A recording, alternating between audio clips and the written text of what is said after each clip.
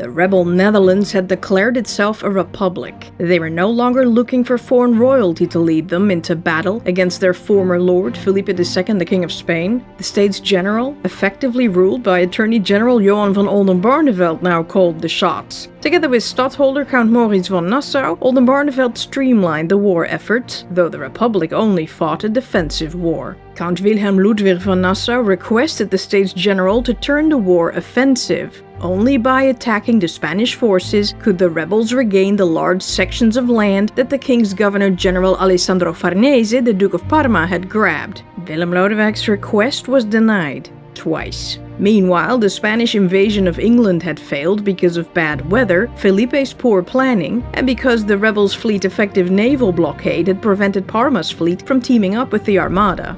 And after Parma failed to take Bergen-op-Zoom, the Duke's reputation tanked. Meanwhile, the duo Maurits and Oldenbarnevelt planned to take the highly strategic Breda from the Spanish. They hid state soldiers in a turf ship under blocks of peat and sent it to Breda Castle to Trojan horse the place.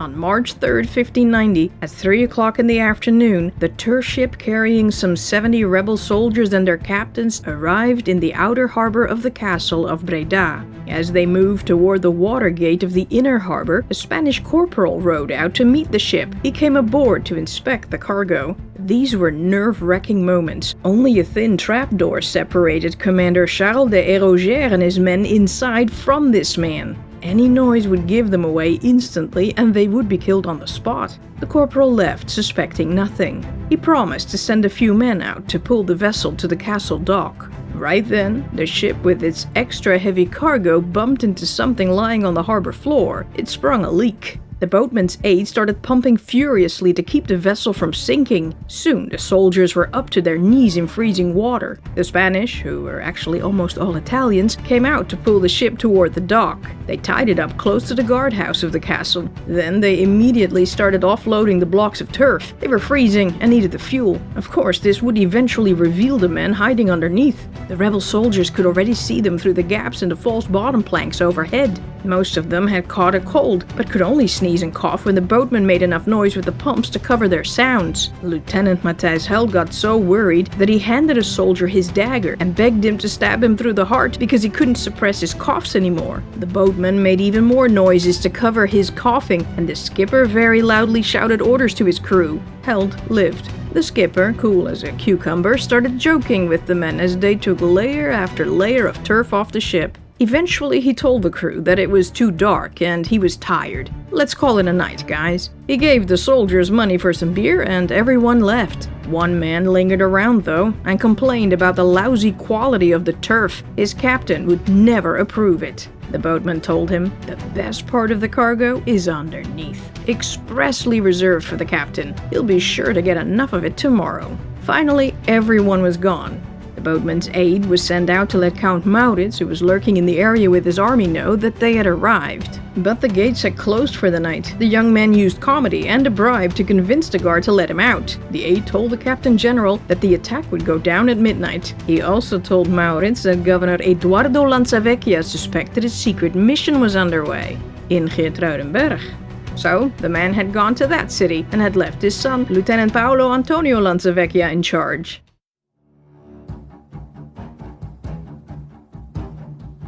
The state soldiers had been suffering in the cold for 4 days, and Héraugière gave them a pep talk to end all pep talks. Retreat was impossible, defeat meant certain death. He talked passionately about their great honor if they succeeded, and their shameful disgrace if they failed. He then split up the group. One would attack the guardhouse with him. The other group, led by Captain Lambert Charles, would enter the castle and seize the arsenal. Finally, at midnight, the men snuck noiselessly from the ship with sword and pike in hand. Héraugière headed straight for the guardhouse. The watchman heard a noise and shouted, "Who goes there?" "A friend," answered Héraugière, who instantly grabbed the man by the throat and told him that if he valued his life, he would answer the following question in a whisper. "How many men in the garrison?" 350. "How many?" asked one of the soldiers, who hadn't quite heard it. Héraugière told him, 50. Then the captain of the watch suddenly arrived on the scene. "Who goes there?" "A friend," replied Hérogère, and struck him dead with a single blow. The captain killed a second assailant, but got slightly wounded in the assault. He ordered the men to shoot through the doors and windows of the guardhouse.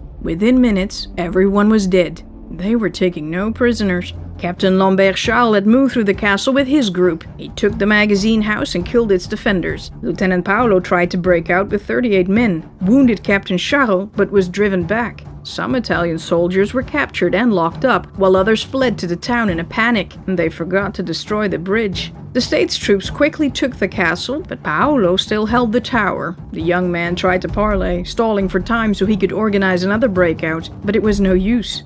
At 2 a.m., Count Philip von Hohenlohe arrived with the vanguard of Maurits's troops, including English commander Sir Francis Vere, Count Eberhard von Solms, and the Counts Philip and Justinus of Nassau. They discovered that the land gate of the castle was frozen shut. Hohenlohe then tore down the post near the water gate, and they entered the castle the same way as the ship. Soon after, Count Maurits arrived with his officers. As he and his troops entered his family's castle at long last, the trumpeters blew the Wilhelmus, a rebel song, which is currently the Dutch national anthem. When the Italians stationed in the town heard those sounds, they lost courage, broke down the gate at the opposite end of Breda, and fled. The mayor of Breda knew it was over. He sent a trumpeter to the castle to discuss terms of surrender. Maurits demanded the city to pay him 90,000 guilders to save them from plunder. Breda paid. The count distributed the money among the soldiers who had been involved in the daring enterprise. Anyone who wanted to leave Breda could. One Roman Catholic church remained, all others became Protestant. The Italians had lost 40 men. On the state side, only one soldier had died. He had stumbled, fallen into the water, and drowned. A few days later, 4 more men of Breda's garrison died. Paolo, 2 captains, and the corporal who waved the ship through were beheaded in Brussels by order of a furious Parma. Parma was angry at Felipe, who had pulled away too many resources to attack France, but he had to admit no one could have prepared for 68 soldiers overpowering 350 men. Count Maurits quickly seized Roosendaal and several forts in the area to ensure a continued and direct supply line from Holland to Breda. The Duke of Parma sent Count Karel von Mansfeld with 4,000 men to retake the town before Maurits could fortify it. But Mansfeld failed because the stadtholder had seen the move coming and had left 1,200 foot and 400 horse behind to defend the town. The effect of the surprise of Breda was enormous. The United States erupted in euphoria at this fantastic victory and started to believe they might actually win this thing. And what Count Willem Lodewijk hadn't been able to accomplish the year before was now finally happening. The States General and the Council of State agreed. The war would turn from defensive to offensive. Time to get some more of that lost land back.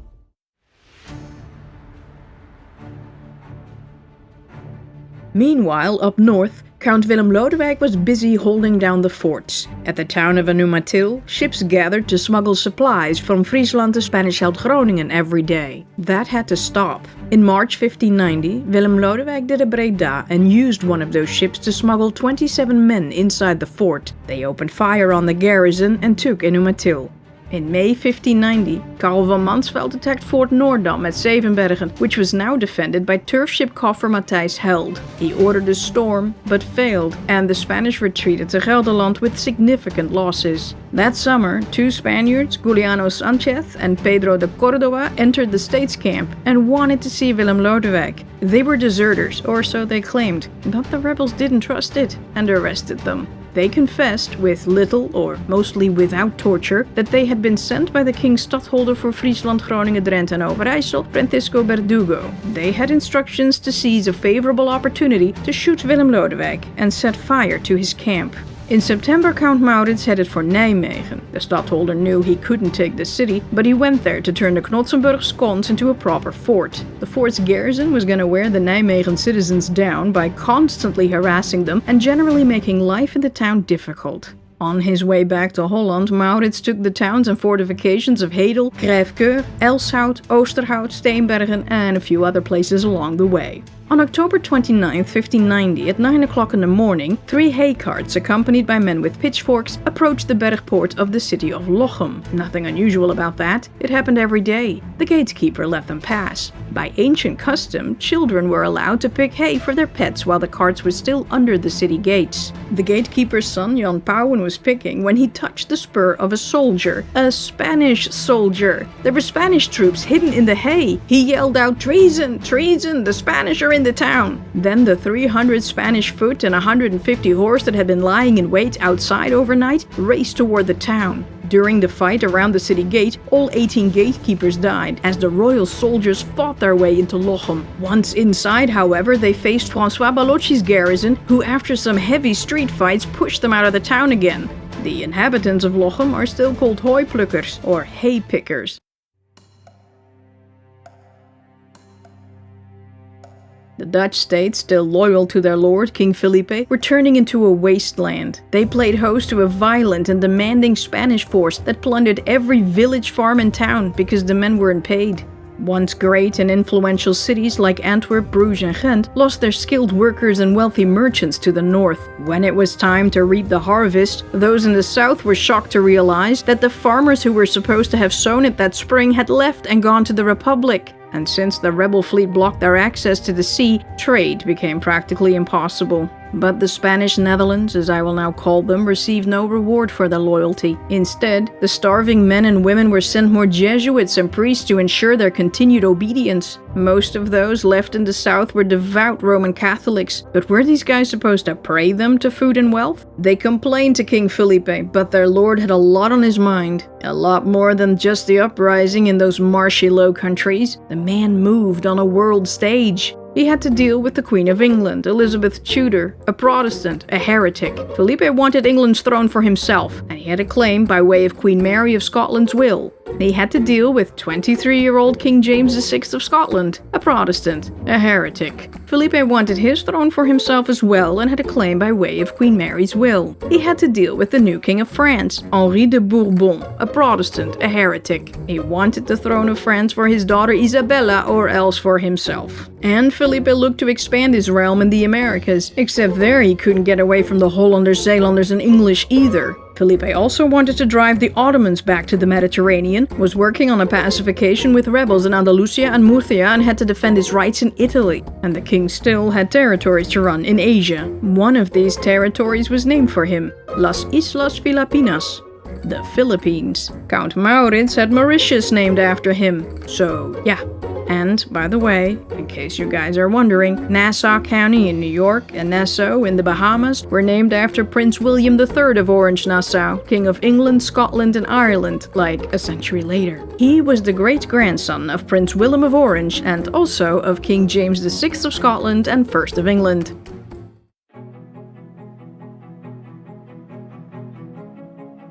In August 1590, the Habsburg counties of Kleve and Jülich were getting fed up by being dragged into their neighbors' war. They complained to both the States General and King Felipe about the behavior of their respective armies. They hated the plundering, the invasions, and the occupation of forts in a neutral territory. They despised the state's war vessels cruising up and down the river, interfering with honest trade. If the rebels and the Spanish didn't stop this behavior, the Habsburgers threatened with intervention and reprisals.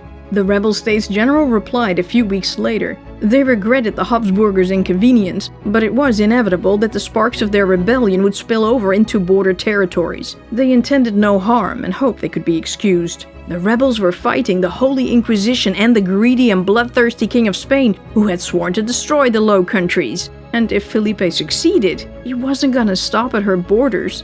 The rebel Netherlands was actually helping them by keeping Spain busy in their own country. The Germans knew they had a point there. They had seen what Felipe had done. He had brazenly taken the crown of Portugal, destabilized France, enslaved Naples and Milan, planned an invasion of England and Ireland, and vowed to rid the whole world of heretics, aka Protestants. The states promised that if the Habsburger counties ever got in trouble, they would help them as well. As we'll see, they did. They also promised compensation and vowed to punish all those who were committing the horrible crimes. The Habsburgers were satisfied with that answer.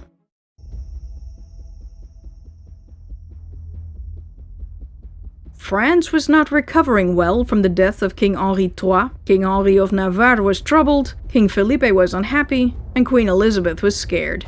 Henri was troubled because he was the lawful heir to the French throne, but the Roman Catholics refused to acknowledge the heretic as their king. Henri hoped to unify France under his Protestant crown without drowning the country in blood. Sure, he had England, Germany, and the Netherlands on his side, and even Pope Sixtus V favored Henri over Felipe, as the latter had evil plans for Italy. But France was falling apart. Madame Ligue, aka Felipe, reigned supreme in Paris, and various regions in France were considering becoming independent states. Some had already started fighting among themselves to make this happen. The easiest thing would have been for Henri to switch religions, but he was determined to remain Protestant. He said, "The King of Spain would exclude me from the kingdom and heritage of my father because of my religion, but in that religion I am determined to persist as long as I shall live." Really, Henri? Are you sure about that? King Felipe was unhappy. He couldn't afford to lose France, or else he'd have to wage war on two fronts, and his supply lines to the Spanish Netherlands ran right by France, and the French coastline needed to remain free and clear so he could attack England again. Now this was all bad, but Felipe's worst fear was that King Henri was going to convert to the Roman Catholic faith. It would put the man in power, but it wouldn't make him Spain's ally. Popes around this time started dropping like flies, and Felipe couldn't rely on any of them to disapprove of the French king's possible conversion. But Felipe swore he would block the ports of Naples and Sicily and starve Italy out if it were to come to that. So Felipe did what most kings did in his situation. He was gonna grab the crown himself and simply add France to his empire, just as he'd been planning and was still planning with England and Scotland. If that failed, the crown should go to his daughter, the Infanta Isabella, the granddaughter of King Henri II. Salic law be damned. Salic law was an old Frankish law that prevented females from inheriting the throne of France. Or, if Salic law held, the Infanta should just get married, and her husband could become the King of France. Some even whispered that Felipe thought about marrying his own daughter to really bring that crown home. Like, what? If the King of Spain and Portugal wanted to do any of this, he needed someone on the inside though. The guy currently in charge of the Holy League in France was Charles de Lorraine, the Duke of Mayenne, the brother of Henri de Lorraine, the late Duke of Guise. But Mayenne wanted the French throne for himself. The Duke really didn't want his nephew Charles, Guise's son, to become the French king. Heavens forbid the kid married the Infanta. Mayenne would have married Isabella himself, but he already had a wife. Meanwhile, King Felipe swore that no one of the House of Lorraine would ever get the throne. So that avenue was closed. Not that Mayenne knew this, of course. King Felipe told the Duke of Parma to come up with a plan to invade France, pretend to support Mayenne in the League, and then hand him the crown.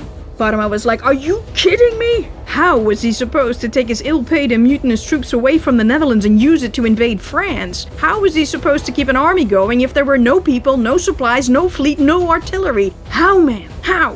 The Duke's credit rating was shot. He even sold his own jewelry and furniture to pay at least some of the soldiers. But without money, without credit, and without provisions, the Spanish army wasn't going anywhere. Felipe had a serious cash flow problem. Despite his income from the Americas quadrupling in the past few years, most of this money went straight into the costly foreign operations. Armada, anyone?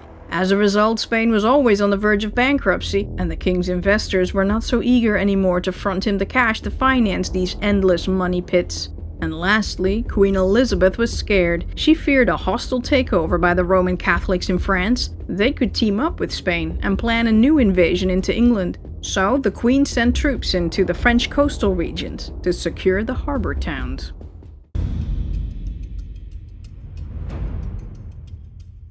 In France, King Henri and the Duke of Mayenne had been facing off with each other, besieging and then abandoning these sieges of various cities around Paris. Then, in March 1590, Henri won big at the Battle of Ivry, crushing the League. King Henri finally besieged Paris with about 13,000 men. Mayenne's half-brother, the Duke of Nemours, held the place, and now Parisians defended the city against their lawful king at the command of a foreign king.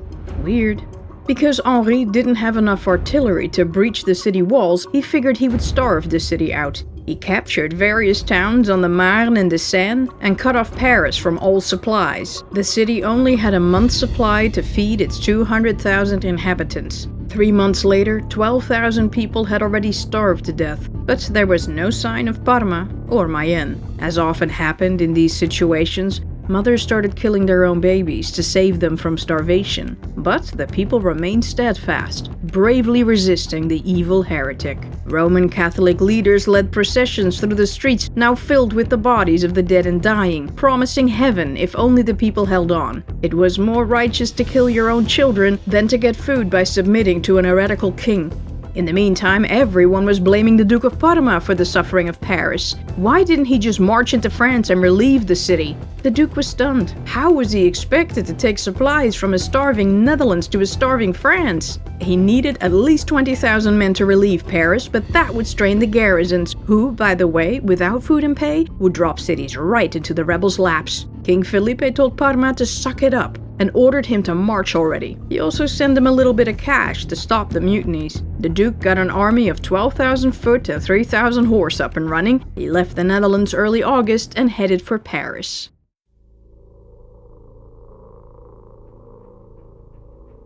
The Duke of Parma caught up with Mayenne's army of 6,000 foot and 2,000 horse at Meaux. On August 30th, the Parisians first caught sight of Parma and his magnificent and impressive-looking army. They cheered. Paris was saved! King Henri had about 25,000 men now, 19,000 foot and 6,000 horse. But that wasn't enough to both hold the siege and confront Parma's massive army of 18,000 foot and 5,000 horse. So he lifted the siege and moved on the Duke's troops. The Duke of Parma knew Henri preferred pitched battles and decided to use this against him. On September 15th, Parma split his troops. He sent out his vanguard to the hills to lure Henri toward them and sent the battalion to the river Marne to take up a position at the village across Lagny, one of the towns cutting off supply lines to Paris. The royal garrison stationed in Lagny wasn't worried.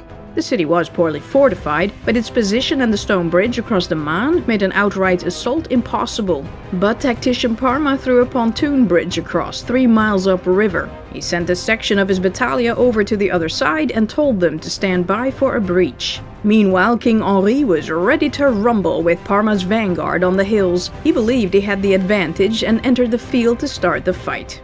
But the Spanish troops were no longer the vanguard. The battalion was now the vanguard, the rearguard the battalion, and the vanguard the rearguard. The whole army was facing away from Henri, and they were well dug in. The king risked losing a lot of men if he tried to attack now. Then Parma started blasting at the Lagny walls with 9 cannons. King Henri was like, oh crap. He had been entirely outgeneraled. He could only save the city if he got into the firing line of Parma's cannons. Henri was daring, but not stupid. He watched helplessly as the walls of Lagny crumbled. Parma's battalion/vanguard moved in and, after a brief struggle, captured the town. They killed the entire royal garrison of 1,200 and sacked the place. With Lagny in Roman Catholic hands, Paris was immediately supplied with provisions and ammunition. Over 2,000 boats arrived in a single day. That night, Henri moved on Paris to take it by surprise. He figured everyone was too drunk on the new supplies to notice him, but his ladders were too short to climb the walls, and the stone-cold sober Jesuits warned everyone. Parma headed for Corbeil on the Seine next, and took it after a 4-week siege. Now both the rivers Marne and Seine were open for business, but nearly 50,000 Parisians had died, most of them from starvation.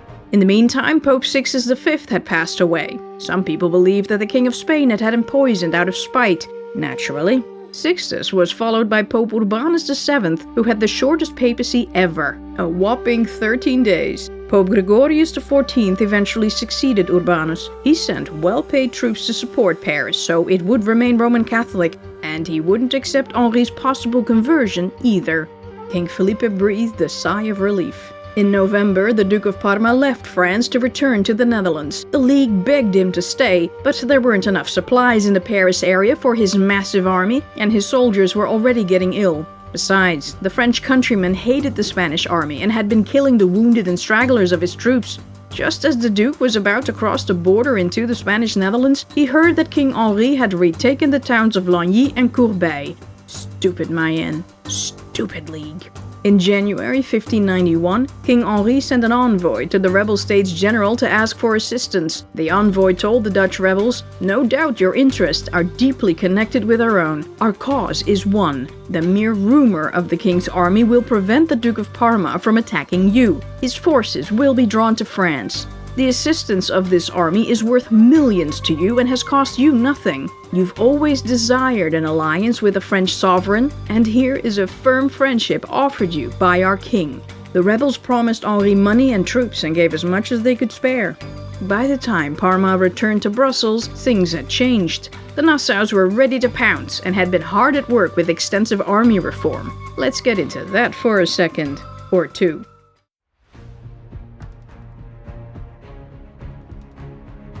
Prince Willem of Orange had already developed rules and introduced new techniques to improve the army, but the Nassau cousins created a whole new school of military science. They dusted off the ancient Greek and Roman practices and invented new techniques. They inhaled ancient military books translated by Justus Lipsius, Maurits's old professor at Leiden University. The Count ordered any new translations to be delivered straight to his camp. His men were baffled to see him reading in his tent day or night. What a weird thing for a general to do. Shouldn't he be out drinking and partying like a normal nobleman? The cousins and their commanders spent hours playing with little lead soldiers, reenacting ancient battle formations, gaining insight and improving on them. Willem Lodewijk's father, Johan the Elder, and his brother, Johan the Middle, also came up with a few suggestions. And Maurits' fellow student at Leiden University, Simon Stevin, a Bruges mathematician, physicist, and engineer, became the stadtholder's partner in crime, inventing all sorts of constructions, tools, and nifty gadgets. He was the cue to Maurits's bond. Count Maurits gathered all the ideas and ran with it.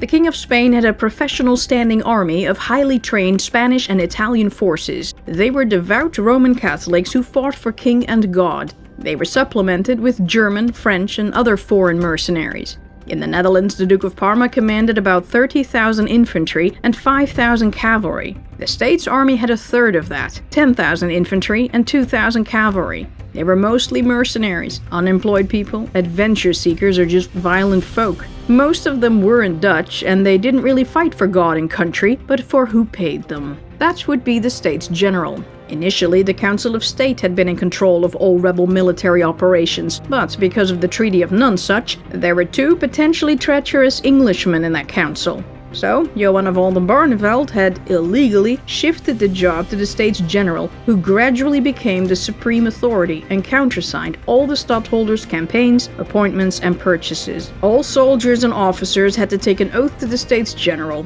Maurits was the captain general of each of the state's armies, and as supreme commander, he got a 10% cut of all the loot, a salary, bonuses when victorious, and other perks. Maurits was also an admiral in charge of the entire state's fleet. The state's navy had admirals, vice-admirals, lieutenant admirals, and captains among other ranks. But there were also commandeurs, a Dutch invention, who were in charge of a ship or a fleet. Other countries later adopted the term. For instance, the English Royal Navy had a commodore. Everyone was paid according to their rank and experience, but the soldiers were hardly fed and used what little they were paid to buy food and maintain their weapons and armor. As a result, the men often plundered villages and farms, the cheapest way to get food. The captains, who were in charge of the companies, were given money to pay their men's salaries. They often put more soldiers on their roster than they had live bodies, pocketing the leftover pay themselves. Sometimes they would simply pick people off the streets, so-called scarecrows, to fill the empty spaces during a head count. But no one seemed to mind the fraud. It was just a way to keep the captains happy. Count Maurits didn't like the plundering and the fraudulent practices, and he took measures to stop it.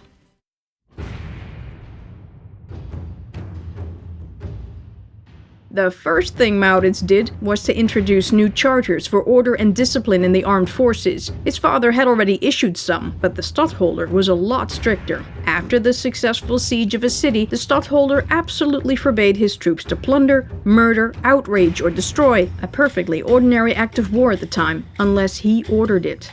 He wanted to keep a town economically and socially healthy as the latest addition to the thriving republic. This rule didn't apply when the troops moved through enemy territory, though. Those locals were not spared from plunder. But in and around a conquered town, his soldiers had to behave unless they were told not to. Cattle farmers were now able to let their cows graze in and around the camps, without having to worry that the soldiers would simply take the cows and turn them into hamburgers. Farmers could even grow their crops without fear of plunder and could sell their wares at the camps.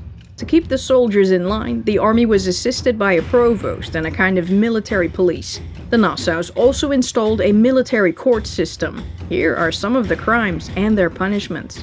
Swearing, 3 days in the brig on water and bread. Swear again, piercing the tongue with a glowing poker, loss of possessions, and job termination. Destruction or burning property without an officer's command, corporeal punishment. Touching widows, midwives, and other women, termination without pay. Outrage, adultery, arson, theft, public violence, and unnatural acts, death. Maurits didn't use the court system often, though. If the men were treated too harshly, they would simply leave the army. Besides, he was more of an instant justice kind of a guy. In Delfzijl, Maurits hanged 2 soldiers who stole a scarf and a jacket. In Hulst, when a soldier robbed a woman, the count shot him in the head on the spot right in front of his troops. At the siege of Grave, the stadholder hanged 3 poachers to intimidate the others. And when an entire posse had started plundering, Maurits picked one man as an example for all and had him beheaded.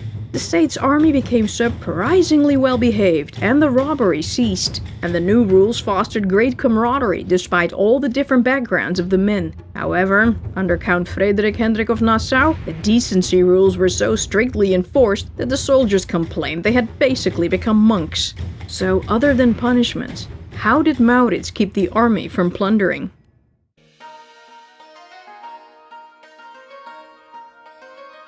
The second thing Count Maurits changed was to make sure everyone was paid in full and on time. Together with Stephen, the stadholder reorganized the army's bookkeeping system to make that possible. Every Friday afternoon, the regular soldiers got 1.5 guilders or 30 stuivers. It wasn't much, but the big difference with the Spanish army was that they were actually paid. The royal soldiers were promised more money, but could go months or even years without payment.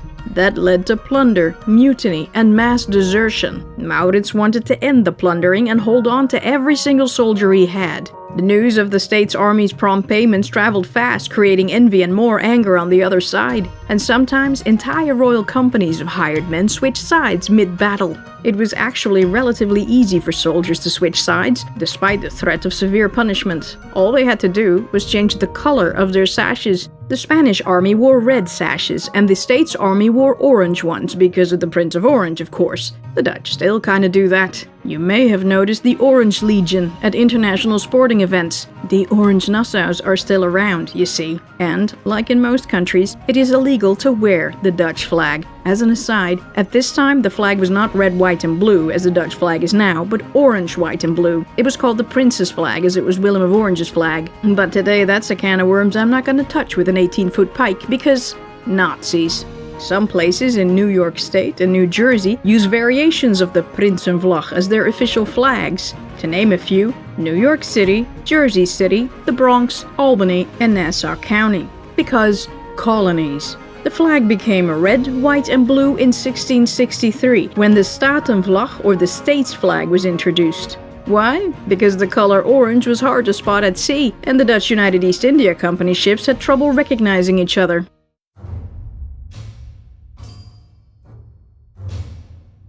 The third thing the Nassaus did was teach all their men, high and low ranks, the art of their craft. For instance, how to effectively handle and care for their weapons. Count Maurits also taught his soldiers how to concentrate, how to handle fatigue, how to assess a situation quickly and remain calm in the face of danger, among other things. The cousins reintroduced drilling, a lost Roman art, and people thought it was hilarious. Before, officers on the battlefield relayed simple commands using banners carried by ensign bearers. Drilling made those banners basically obsolete, but they didn't ditch them just yet. Count Willem Lodewijk translated the Latin commands into Dutch, which everyone had to learn, Dutch or not. Stellen, keren, wenden, zwenken, breken en de maken, bijeenvoegen en de separeren.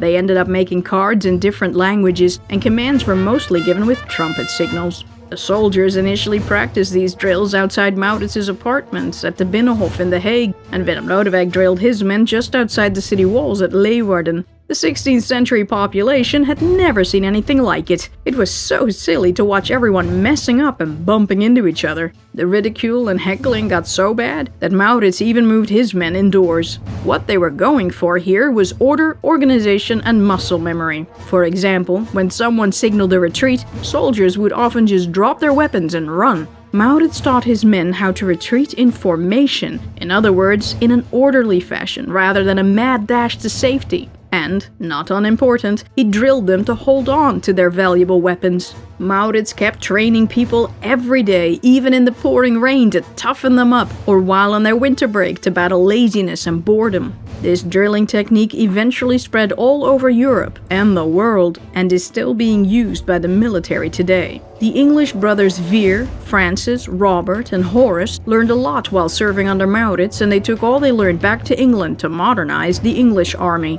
Look, a lot of this is old stuff, like what Romans and Greeks used to do, but everyone had forgotten about that. Sure, some commanders studied the classics, but Maurits and Willem Lodewijk brought it back on an unprecedented scale.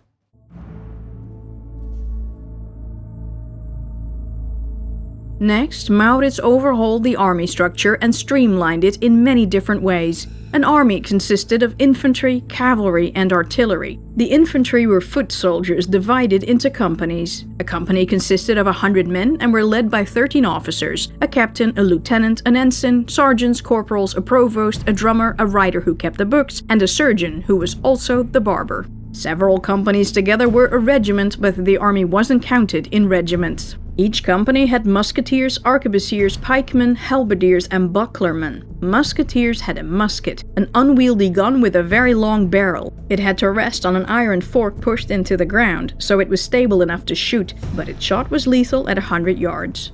An arquebus, from the Dutch word haakbus, had a shorter barrel and a hook to steady it on battlements, but its aim was less accurate. A pikeman held a steel-tipped pole of at least 18 feet long. A halberd was shorter, but had a hook to pull riders off their horses. Pikemen and halberdiers also carried a sword for close combat. Each company had 3 bucklermen. They had a sword and a buckler, a round shield with straps. They were essentially the bodyguards of the officers. The foot soldiers were drilled to the hilt. For instance, to shoot the front-loaded musket, one had to go through many steps. Maurits used commands to streamline the process. A musketeer had to remember 43 commands, a pikeman 42. But it got even more clever. At this time, the entire process of loading and shooting a musket took a well-trained musketeer about 3 minutes under ideal circumstances. In the field, circumstances were rarely ideal. During reload time, the enemy would often charge. To prevent these in-between charges, the Nassaus implemented something called the contramarsch.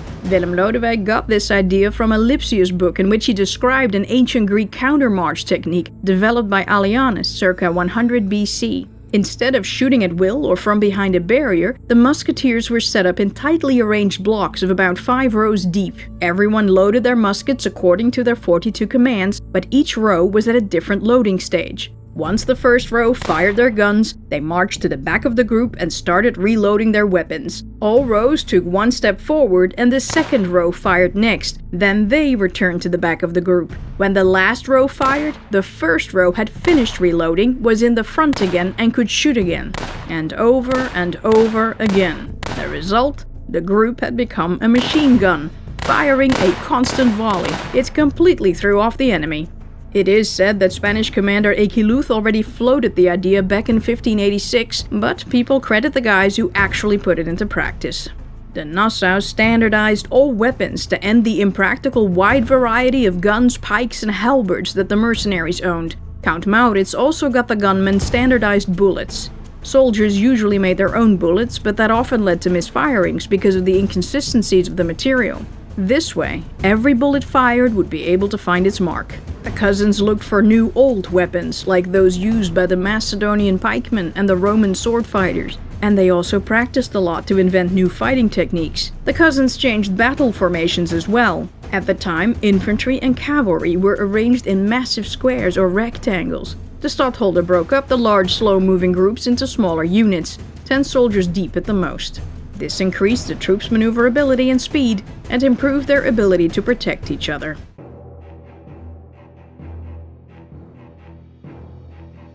The cavalry, or soldiers on horses, were arranged in squadrons. Maurits standardized its number to 120 men per unit and, like the infantry, divided them into small groups of 15 or 20 for maximum mobility. The cavalry was divided into lancers, fully armored men carrying 13-foot-long lances, and gunmen. Eventually, Maurits got rid of the lancers. He considered them ineffective and replaced them with cuirassiers. They were cavalrymen who wore a thick breast and back armor, a cuirass, instead of a full body armor. They rode on big horses and carried 2 pistols, a sword, and a carbine, a firearm with a shorter barrel than a musket. In terms of tasks and impact, they can be compared to the modern-day tank division. In the Netherlands, the cavalry didn't charge thundering at the enemy as you see in movies. No, cuirassiers charged at a trot and attacked at a gallop. They went in with their swords drawn and used pistols in the melee and for pursuit.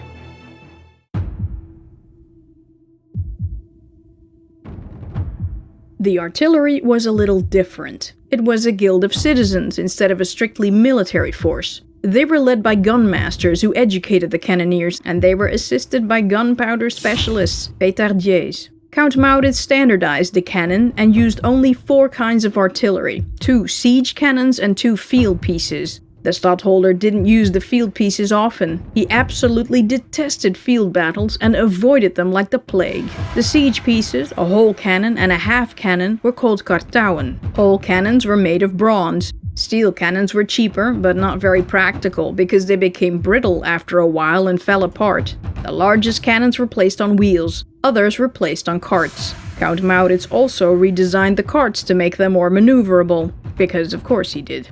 A whole gun fired 48-pound cannonballs, weighed 7,000 pounds, and was pulled by 31 horses. A half cannon fired 24-pound cannonballs and was pulled by 23 horses, and the field pieces, firing 12 and 6-pound cannonballs, were pulled by 11 horses. That's a lot of horses. Cannons were often left behind when a battle was lost because they couldn't be moved quickly enough. Up until that time, cannonballs were exclusively made of massive cast iron or stone. In 1594, Maurits developed a cannonball with a charge. They were hollowed-out steel bombs filled with gunpowder and a time-delayed fuse. In other words, grenades. The timing was tricky. One had to make sure they didn't go off in the barrel. Grenades were shot with mortars, which also fired stones, and hot shot, which were heated cannonballs to set fire to whatever they hit. But the mortar's range to target was only 600 yards. By comparison, a whole cannon had a range of over 2 miles. The Count also developed a hand grenade.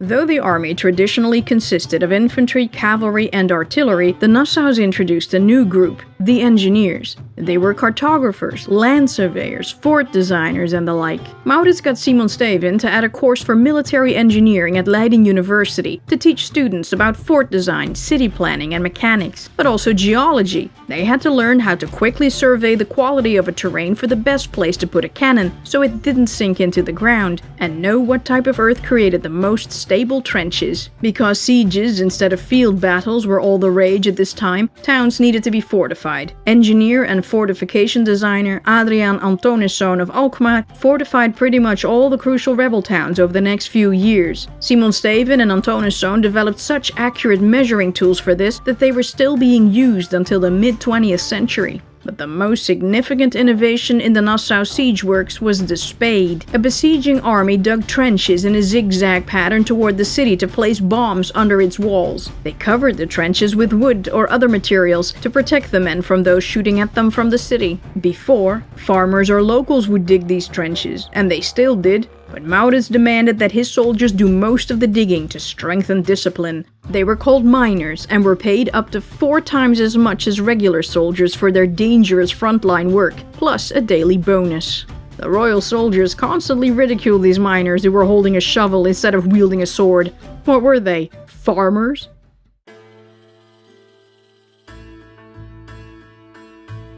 An army needed to be well supplied. Count Maurits spent quite a bit of time organizing provisions and improving the transportation of arms and armies across land and water. He had spectacular armories built according to specific guidelines. They held tools, weapons, ammunition, and other materials. In terms of provisions, an army of 10,000 people making a 5-day march needed 50,000 loaves of bread, 1,000 pounds of cheese, 500 barrels of beer, and 70,000 pounds of oats. They needed 150 wagons just for the beer. Each company also had a wagon, in case soldiers were tired or not feeling well. Maurits fitted smaller front wheels on the wagons, so the turn radius was smaller. It made them more maneuverable on narrow roads and dikes.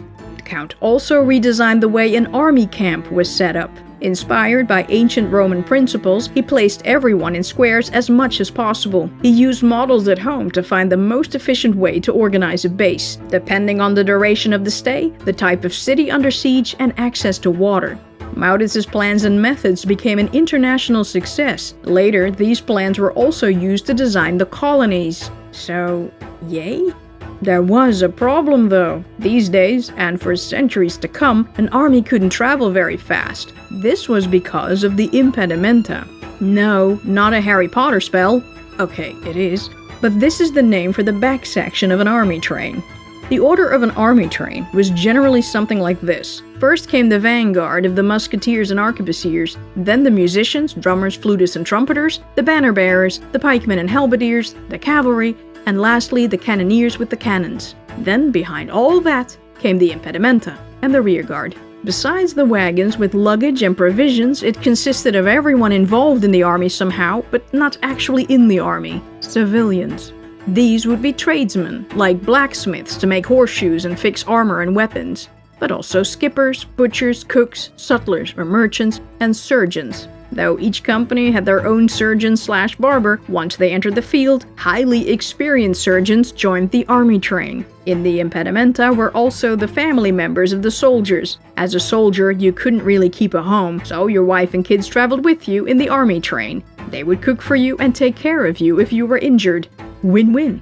If a soldier got severely injured, they were kept in service as long as possible because there was no insurance or sick leave. The Spanish built hospitals, but the States didn't introduce this concept until the 1620s.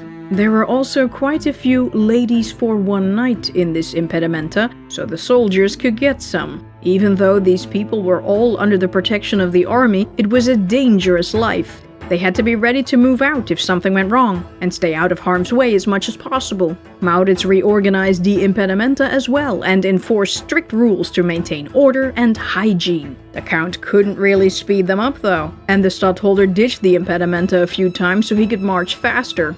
As a result, he could sneak up on a city ahead of schedule. And there was another thing Maurits did to speed up his army, but I'll get to that later.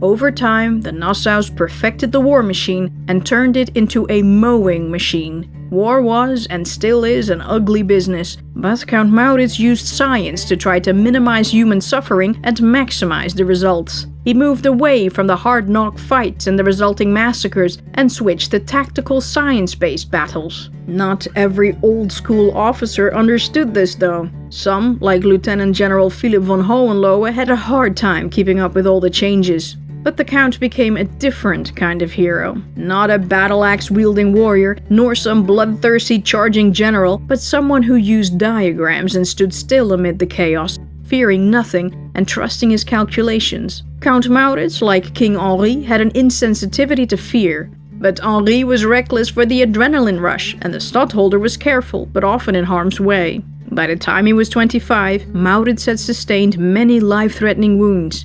The Count was frequently, formally, and urgently requested by the States General not to so carelessly expose his life to danger, but Maurits was simply unwilling to leave the command of critical operations to anyone but himself.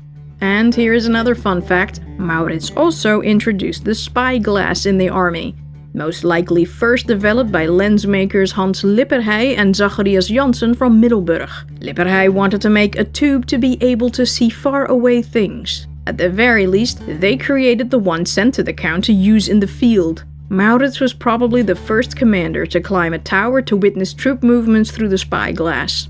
Now that we're all caught up, let's return to the war.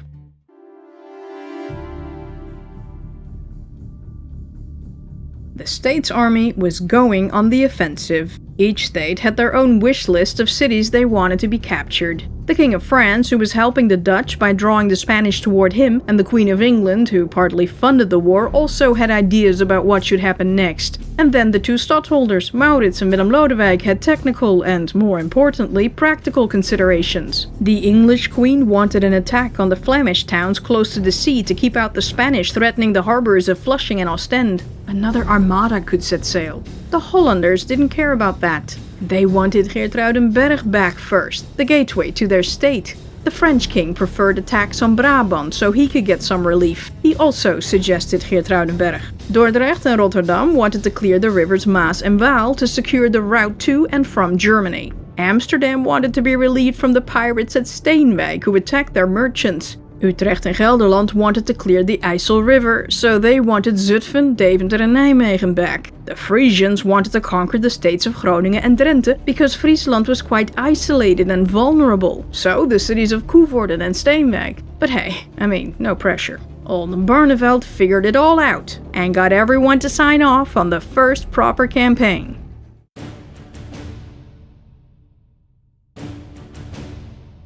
First in February, English commander John Norris quickly captured Blankenberge between Sluis and Ostend. Meanwhile, Count Maurits, with 8,000 foot and 2,000 horse, started making moves on Geertruidenberg and 's-Hertogenbosch beyond. When Parma found out, he quickly pulled soldiers from other places to defend those towns. On May 23, 1591, 9 farm girls carrying baskets of eggs, butter and cheese rushed towards the gates of Fort Zutphen. They cried to the Spanish gatekeepers that they were being harassed by these evil rebel soldiers and asked for refuge. The noble Spanish warriors, furious about the harassment of those poor ladies by those infidels, headed out to find these horrible men and teach them a lesson. They ran straight into an ambush. Maurits had hidden a significant force in the ditches around the fort. The rebels then rushed forward and defeated the Spanish heroes. At the gate, the women pulled out pistols, swords, and daggers from underneath their skirts. They weren't young innocent women, they were soldiers, in drag. Count Maurits had sent 9 of Sir Francis Vere's men dressed as farm girls to perform a little play. The men killed the sentry and took the other guards prisoner. That's how Count Maurits took the fort. Scheming bastard. The Duke of Parma was stunned. So, Maurits' movements on Geertruidenberg and Den Bosch had been fake. He was way further north and east. Now, Zutphen. Maurits and his 10,000 men laid a siege. Then Willem Lodewijk arrived with a few Frisian companies. It took the cousins 5 days to remodel the landscape and sufficiently dig in to start shooting with 5 batteries from 3 different sides. On May 29th, Maurits ordered 3 salvos, the way he would always begin a siege. The next day, the stadholders sent the letter demanding the city to surrender and gave them 1 hour to think about it. The town gave up immediately. What had taken the English months without success, Maurits had done in a week with hardly any effort. The garrison was allowed to leave with full honors of war. They said that they were only with 600 men and didn't have enough gunpowder for the cannons. But in reality, these guys were highwaymen who'd been plundering their way through neighboring towns. They only surrendered to get a good deal, so they'd get to take all the stuff they had stolen. They didn't care about the city at all and had left Zutphen in a terrible state. They had terrorized the town so much that there were hardly any citizens left. Nearly 1,000 houses stood empty. The idea was to go to Coevorden in Drenthe next. You know, van Coevorden, Vancouverden, see what I did there? But Zutphen had fallen so fast and the weather was lovely. It would be wiser to go to that other city that had been dropped in the Spanish lap by English commander William Stanley, Deventer. This had to be squared with the impatient Frisians first, and Oldenbarneveld talked his way around that one as well.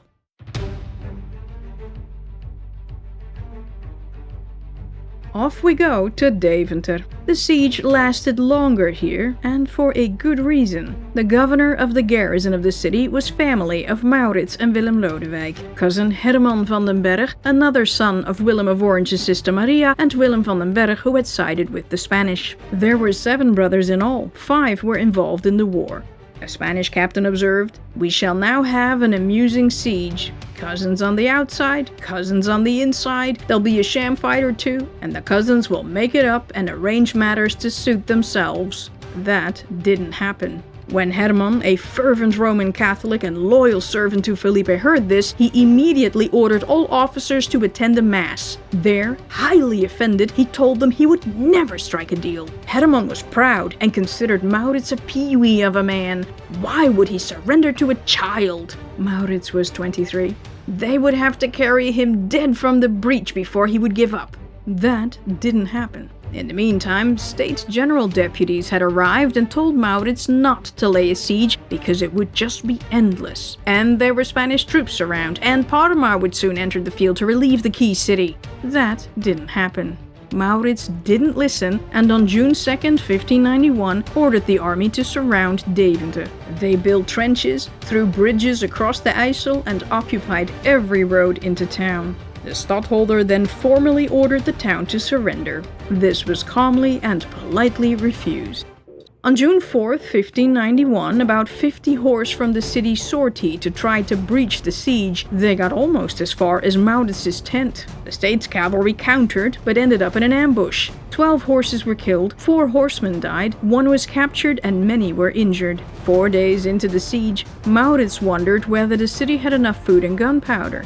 He got his answer when Francisco Verdugo appeared with 300 horse, each carrying a pack of gunpowder intended for the city. They withdrew, however, and now Maurits knew Deventer didn't have enough gunpowder. It took the state's army 5 days to remodel the landscape and sufficiently dig in. The city was now completely isolated, and the cannons were brought into position. The next day, on June 8th, the 27 guns started blasting. The medieval walls around the city were high and thin, and 4,600 cannonballs later, the Zandpoort collapsed. That's a breach, and that's the end. But Hermann didn't surrender, and a storm was ordered. To reach the breach, the men had to cross water. A pontoon bridge was hastily thrown across, but now they couldn't decide who would have the honor of crossing first and claim victory. The English, Scots, or Dutch? In the end, the English got dibs to make up for the city's loss by their fellow countryman Stanley. They rushed forward and then discovered the bridge was too short. Some fell into the water and drowned, while others swam, leapt, or waded across, but too few made it to the other side, and they withdrew quickly. Now, totally random, a gigantic Albanian cavalry officer, Georgi Basti, came prancing out of Deventer toward the rebel camp and taunted the state's officers to break a lance with him. Maurits forbade anyone from accepting the challenge, but Louis de la Quetulle was unable to endure the taunts and bravado of this man. At last, he got permission to engage Basti in single combat. The men tilted lances against each other but didn't do any harm. Quetulle drew his sword, and the Albanian drew his pistol. That's an Indiana Jones move right there. Quetulle had no gun. Instead, he used his sword to practically cut off the hand that held the pistol. The Albanian conceded his loss, handed the victor his gold chain, and was taken to Maurits. The Count ordered Basti's wound to be bound up, and then sent him back to the town with a message for the governor. Surrender already. Hermann shouted from the walls that he was a soldier who held the town for his king and that he would die there.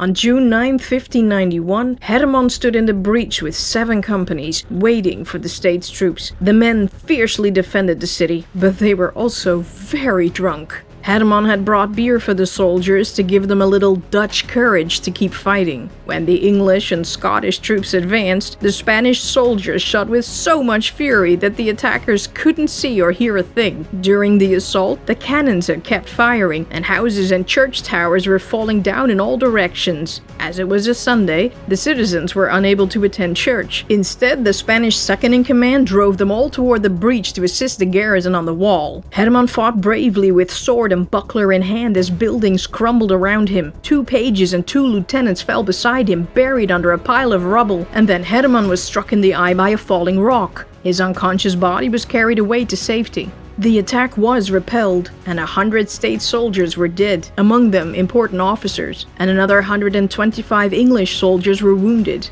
That night, the Spanish tried to destroy the second bridge across the moat by throwing tar on it. They failed because the distance from the wall to the bridge was too great. So they went out to destroy it by hand instead. Willem Lodewijk then personally led a group of soldiers to defend it until morning, beating back the Spaniards who suffered heavy losses. On June 10th, at 5 o'clock in the morning, 2 Spanish captains arrived at Mauritz's tent to negotiate a surrender. The official document for capitulation was signed 2 hours later. Later that day, the state's army entered Deventer. There was no plundering and no ransom demand. They found the city stripped bare of wood and iron. Many houses had been destroyed, as though the garrison knew their stay was temporary. Once the rebels got into the town, they dug up the corpse of Roland York, the English commander who had surrendered Fort Zutphen in '87, and hanged it. It hung for several days, surrounded by shrieking birds. Maurits invited his cousin Herman for lunch. Herman declined, because the swollen wound to his eye had made him practically blind. However, at 3 o'clock in the afternoon, he recovered sight in one eye and showed up.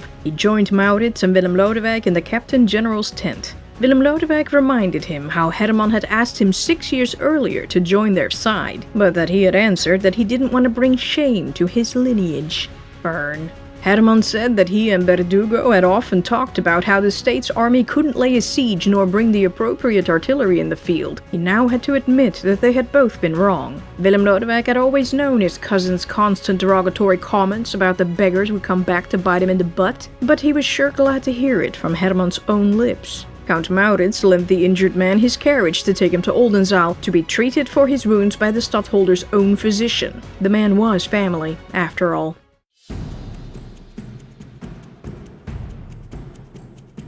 Next, Coevorden? No. Spanish commander Berdugo had fortified that area so much and the roads were of such a dismal condition that it would be too tough to move the heavy cannons there. The States General asked Maurits to move on Nijmegen, but he had promised the Frisians to attempt the city of Groningen. The counts arrived on June 26th, but noticed Berdugo was camped out in front of Groningen city. The citizens had asked for his assistance, but refused to let the Spanish inside the town. Maurits swung right instead, and following in the footsteps of his uncle Lodewijk at the start of the war, he headed for Delfzijl. He was gonna make life in Groningen city a lot harder and cut the town off from everything. On his way to the state of Groningen, Maurits took Meppel in Drenthe and then on to Appingedam. In the meantime, Berdugo retook IJmuiden and fortified it. After seizing Appingedam, Count Maurits arrived at Delfzijl, set up camp and started the siege.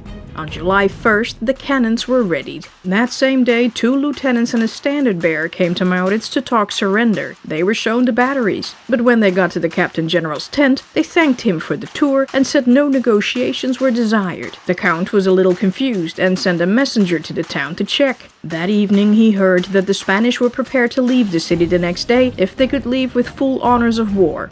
Maurits agreed. 5 days later, Hohenlohe took Opslachterschans, a fort northwest of Groningen, without any effort. Then, IJmuiden. Maurits showed up barely a month after Berdugo had retaken the town and demanded the place to surrender. But the Spanish told him no. So, the Count set up his cannons, started firing on the north wall, and sent a second request to hand over the city the next day. Now the men surrendered. And the reason they had held out, even though they knew the place couldn't withstand a cannonade that size? Because Berdugo had ordered them to slow Maurits down, to save Groningen.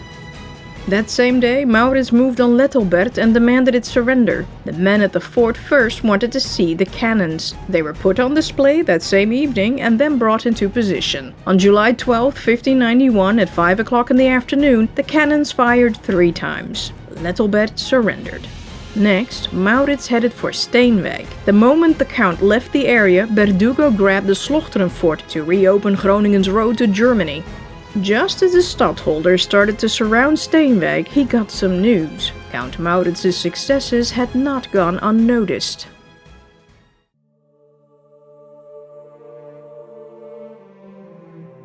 The Duke of Parma was in Roermond when he heard of Count Maurits' victory lap in the north with growing surprise. So, Axel and Breda had not been lucky shots, as he had assumed. Parma ignored King Felipe's orders to move on France and took about 5,000 foot and 1,800 horse north. He doubted whether to march straight to Groningen or remain in Gelderland. He decided on the latter. Parma laid siege on Fort Knotsenburg at Nijmegen to help the town out and protect the Waal River. Count Maurits was too far north with his entire army, and he would have to cross several wide rivers to get to him. Sure, he could take a shortcut and march through the Rauween marshlands, but no one had ever dared such a thing.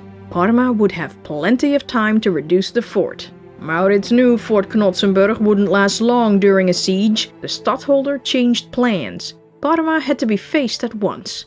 Willem Lodewijk couldn't join him because his Frisian masters were pissed off that they were being ignored. Oh well. On July 22nd, Parma fired 285 cannonballs at the fort and ordered an attack, expecting his veterans to easily conquer the place. The Spanish pretended to storm Fort Knotsenburg, but instead dumped a ton of tree branches in the moat. This way they could fill it up and walk to the walls. But they were furiously shot at by the state's army and had to fall back. 200 Spanish lost their lives during this attempt, and a few officers, including one of Peter Ansel Mansfeld's sons, Philip Octavian. But wait, what was that?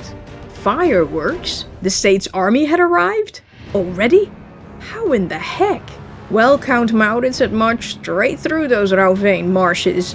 He had also ditched the impedimenta and had exceeded the army's average marching speed of 12 miles a day, despite the heat and the rain. On July 24th at night, the Count selected a few cavalrymen to scout out the Spanish camp with him. Veer and Solms joined Maurits. The moment the 7 companies of Italian and Spanish lancers, including Parma's own super experienced guards, caught wind of them, they immediately charged at them. Maurits panicked and ran. The lancers initially hesitated. Should they follow the small but daring group or let them go? No. They were gonna get those sneaky bastards. They pursued Maurits and his men through a narrow pass and across a bridge. Then the Count suddenly stopped, turned around, and attacked. 5 fresh companies of States cavalry and 400 musketeers came out of the woodworks and fell upon the lancers from all directions. The royal troops had walked right into an ambush that Maurits and Veer had laid the previous night. About 60 Spanish were killed and a bunch were wounded. The rebels captured 260 horses, 150 men, a few high-ranking officers, and 3 banners, including Parma's own. What was left fled. Parma was like, damn. With heavy heart, the Duke realized that he, the infamous field marshal, had been outgeneraled by a kid. But the highly experienced Governor-General knew better than to stick around. He planned a careful but speedy escape across the river to Nijmegen. Maurits launched an attack on Parma's rearguard, but the Spanish had already disappeared. The Count considered it too high a risk to follow them, and figured it was enough for now. They had snatched up a few pieces of artillery and provisions, though. The next day, King Felipe again ordered the Duke of Parma to go to France. But with Maurits nearby, everyone in Nijmegen feared the worst and prepared for a siege. They begged the Duke to stay. The Governor-General promised to leave troops around Nijmegen to protect them, and Berdugo was already close to Grave with 2,000 foot and 400 horse. But then, the stadholder's troops suddenly disappeared. The Count had apparently disbanded the army for the winter, because that's what armies did back then. On August 4th, Parma thought that Nijmegen was safe and left for France. When Maurits heard that, he joked, "The man who calls himself Alexander the Great has fled to France. Hopefully, he will be well received. In the meantime, we'll be sure not to forget him."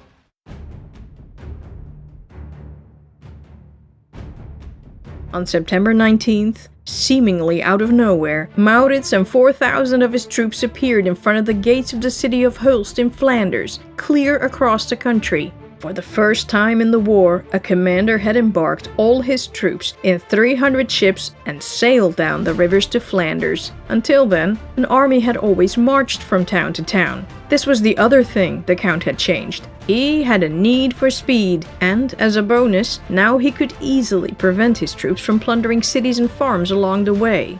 Hulst on the Scheldt River was a real problem for the States while in Spanish hands, and it was time it fell to the rebels. The Spanish commander currently in charge of the town, Colonel Castillo, was utterly unprepared for an attack. He only had about half his garrison in the city, while Maurits had supplied the area with everything his troops needed well before his arrival. Castillo knew no help was coming. 5 days and a lot of cannon blasts later, the colonel asked for terms. The Spanish garrison was given the honors of war and marched out with their weapons. Parma had been in Antwerp, which was honoring the Duke San Ranuccio only a few miles from Hulst, so this place was snatched up right from under his nose. The Duke had Colonel Castillo beheaded for his negligence, naturally. But seriously, who could have seen that coming? Count Eberhard von Solms was left in charge of Hulst, and now the state's troops started plundering their way to Antwerp. The Spanish governor of Antwerp, the good old, now even older, 87-year-old Cristobal de Mondragon y Otalora de Mercado swore vengeance on the fearless young count. Mondragon got his troops in the field quickly, but Maurits's army had disappeared as magically as it had arrived. Winter was coming, and the stadtholder didn't want to risk his soldiers getting frostbite. He figured he should disband the army for realsies this time. Then a Nijmegen local assured the count that Nijmegen citizens felt betrayed by Parma and King Felipe. They had suffered long enough for nothing, and no one was really interested in supporting the Spanish anymore. Well, in that case, off Maurits went up the Waal to Nijmegen, where Willem Lodewijk and his 12 companies now arrived. The Frisians were apparently okay with the plan.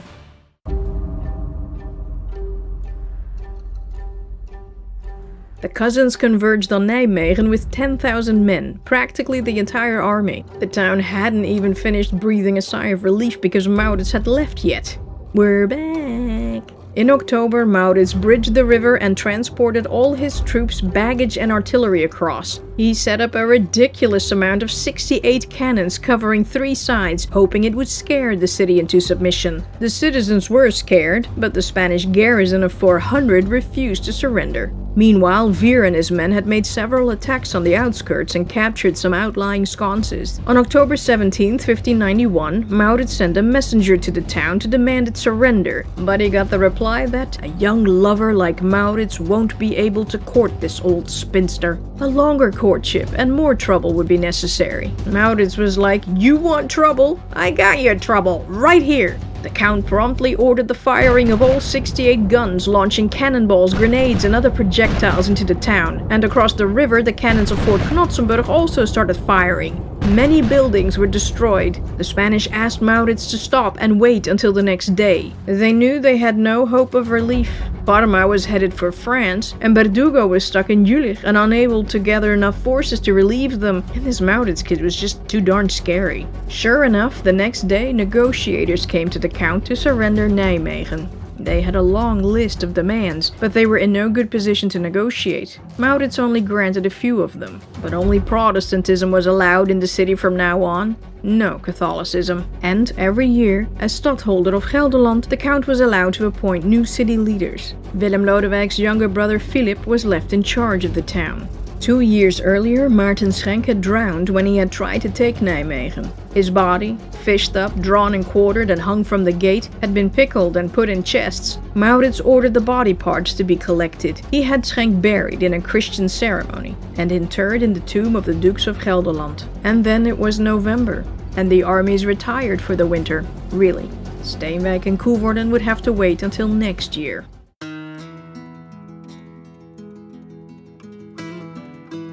Meanwhile, in Spain, King Felipe had been wallowing in self-pity. In a letter to Mateo Vázquez de Leica, his personal secretary, the king complained about melancholy, which was very bad in itself, but everything happening in the world was making it worse. It hurt him deeply to see the current state of Christendom. Vázquez was terminally ill and felt he had nothing to lose. He decided to tell Felipe off for once. The king should stop wasting Castile's riches on foreign wars and instead find alternative incomes. Felipe couldn't ignore that the number of people in the countryside was dropping, so much so that it was a miracle to find anyone in the smaller villages. Soon there'd be no one left to do the sowing and the reaping, and then everyone in Spain would starve. Vázquez wrote, "If it were God's intention that your majesty could heal all the crippled that come to you, he would have given you that ability. If he demanded that you end the troubles in the world, he would have given you the means to do it. If your majesty continues in this way, everything will collapse because of lack of funds." Felipe responded, He understood what Bethges was saying, but he couldn't simply drop this war on heresy. He had to fight the heretics to save the world for the Roman Catholic Church. The king had embarked on this crusade for the salvation of his soul and the soul of his people, whom God had entrusted in his care. He couldn't give up now. Even though his conscience and his responsibility depressed him, the cause is more near to my heart than anything. So, Felipe continued to ignore the truth of his material problems. After all, God was on his side, and God would take care of everything. Then Castile, Sicily, and Aragon erupted in rebellions against the king. Peace at home had allowed Felipe to fight faraway wars. Now he had to respond, or else more rebellions could break out across his realm. It would be the beginning of the end. Felipe's old secretary Antonio Pérez had fled to Aragon. When he was arrested, he spilled the beans about Felipe's involvement in Juan de Escobedo's death in court. He was hoping to get a plea deal. Felipe demanded he was handed over to the Inquisition instead. The court loyal to the king would definitely find Pérez guilty. As Felipe's men tried to move Pérez to the Inquisition prison, a mob freed him 2 times. Violence erupted, and Felipe was like, "Don't make me come over there with an army." Pérez warned the Aragonian nobles that Felipe would do to them what he had done to the Dutch, take away their freedoms and privileges. The nobles armed the mutineers and gathered troops using a fueros, a local law from 1461, which allowed them to defend themselves against king and crown prince. They told Felipe to beware of what would happen. The Duke of Alba couldn't even subject a naturally docile people like the Dutch. What was the king gonna do against Aragonians who were hot-headed and used to taking up arms to defend themselves? Come at me, bro. In November, the king rerouted an army of 17,000 gathered in Castile to invade France to Aragon. Here I am, bro. The nobles quickly realized they were outmatched and surrendered. The king declared 150 people outlaws, executed rebellious nobles, no questions asked, and put a price on Pérez's head. And of course, Felipe changed the fueros. Pérez fled to France and then England, where he wrote his Relaciones de su vida, describing Felipe as a lying, petty, vengeful, stupid tyrant. These texts significantly contributed to the Spanish Black Legend.